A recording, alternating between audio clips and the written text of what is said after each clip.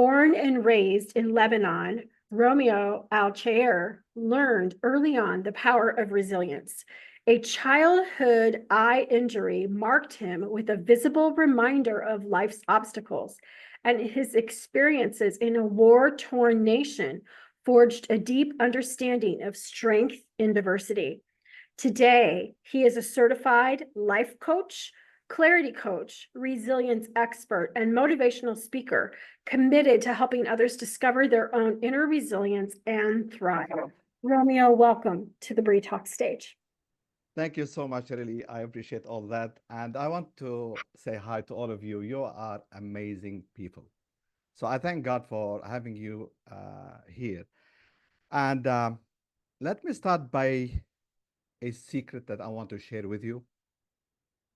I'm alive. I should be dead long, long time ago. And it's not about just, realizing that I'm alive, but it's how God like works in our lives from the beginning. And we think that, it's coincidence or, it's life. No.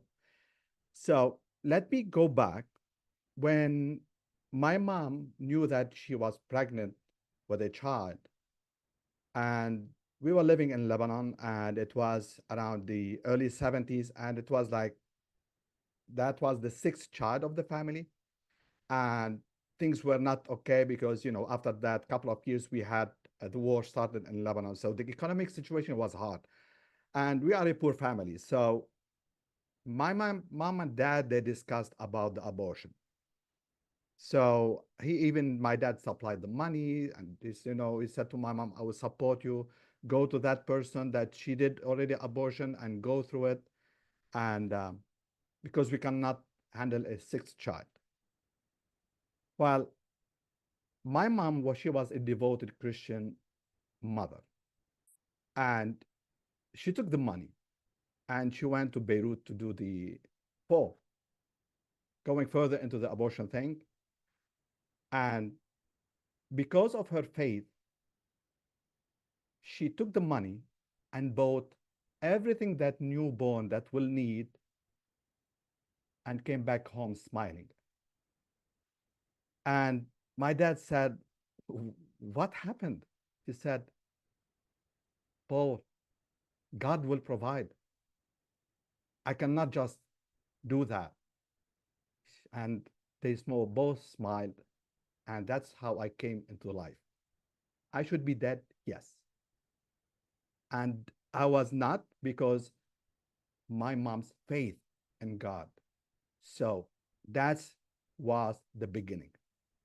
At the age of 3, I was playing at my home village with another friend. I was at the age of 3, by the way, and we crafted a bow and an arrow. And we were playing kids, and he aimed at me, and I took the wrong decision. I said, I'm going to be the robber. And he was the policeman, and we start chasing each other. And he pointed at me that arrow, and he launched it. And I was laughing, and he was laughing that it won't work. It's going to fall in front of his legs. And guess what? It just came through my eye. So I lost my eye immediately. And what you see now is just a fake eye.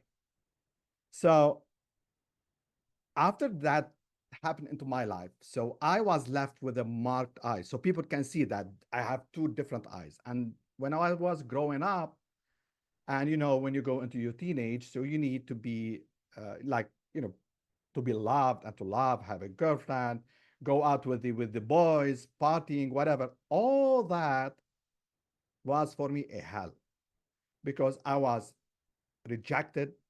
I was like put on the bench. You know, I don't fit in. And why that was hard. And that was also during the war. So I had everything in front of me. So everything was available from, drugs, alcohol, whatever. So I had a lot of options to go for any wrong decisions in my life, from suicide to getting into drugs, whatever. But because of the way that I was raised, very close, and built a relationship with God, God always was surrounding me with the right people and helped me to make the right decisions for not going through whatever was on the table. So when people say, like, do you believe? Yes, I do. And I mean it, because without that faith, without that belief, I couldn't see God's work in my life.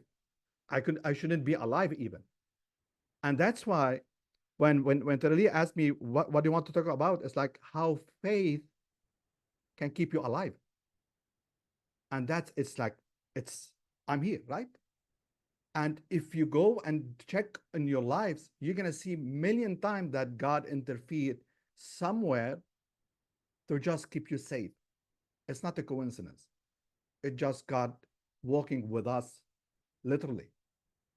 And I just, we are here, like most of us, we are like, we have a lot of responsibilities in life. We are entrepreneurs. We are like professionals doing a lot of job. We are parents. So all of that, it need guidance. Can you imagine like living without God in our lives? What could be our lives? It would be sad. We're gonna be like workaholics doing without passion. Like Dr. Caroline, she said, passion entrepreneur, passionpreneur. That was amazing. Like she just hit it. And that's the beauty of working with God. We don't work because we got married, so we just to reproduce. No, we are just living what God gave us is being worthy human being because we were created on his image. And we always forget this and we think that we're nobody and we need to work more. We need just to do more effort. We need to pay the bills. We need to take care of ourselves. But we forget that God is there and he's looking at us and saying, what are you doing? I'm here. Why are you doing this to yourself? Why you keep like putting your head like down and trying to dig in the earth instead of looking at me and say, God, I need some help. That God, put your hand in my work. I need just to I want to live and talk about God because God touched my life from the beginning. And if you look into your lives, how many times he touched yours or touched the lives of the people that surrounds you?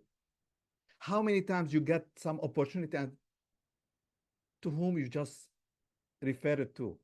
Is it to yourself or to God? And that's the big thing, that put God first by all your soul, your heart, your mind, because that's what gives us life. And believe me, that's the most passionate thing when we start doing it and we hone that relationship between us and God. And when we start honoring it, not by fear, not by duty, by love. This is Abba, Father.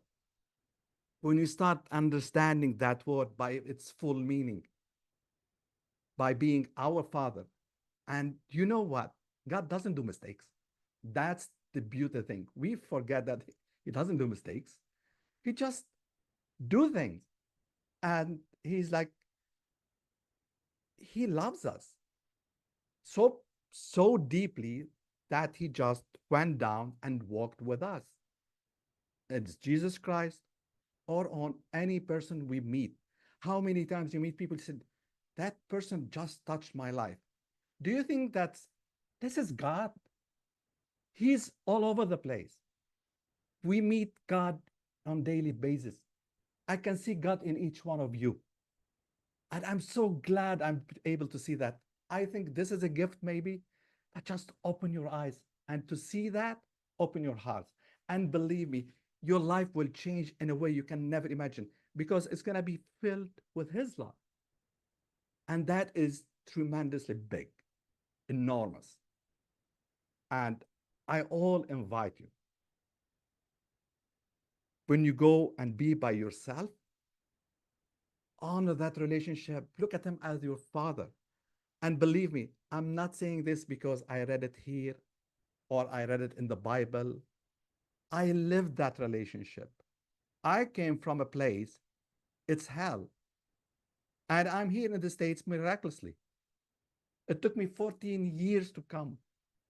And when I came here, I just changed all my life. And I discovered like, wait a minute, I've got all this because of God, God's work in my life. And I want to honor that. I want to share that with you because God is great. It's beautiful. It's amazing. It's tasteful. I don't know how this is. I'm Romeo, but I'm not Shakespeare. So I'm not rich with vocabulary. All I need to say, like, I just want, please be more in relationship with that beautiful, amazing, living God because it's so tasty.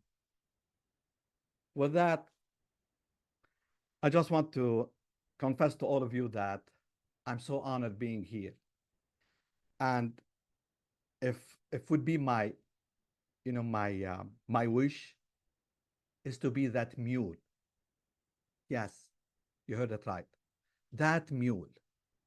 If I could be the mule that can be used by God, I would be highly appreciated. And I would be thankful to him because he recognized me while I was in my mom's womb.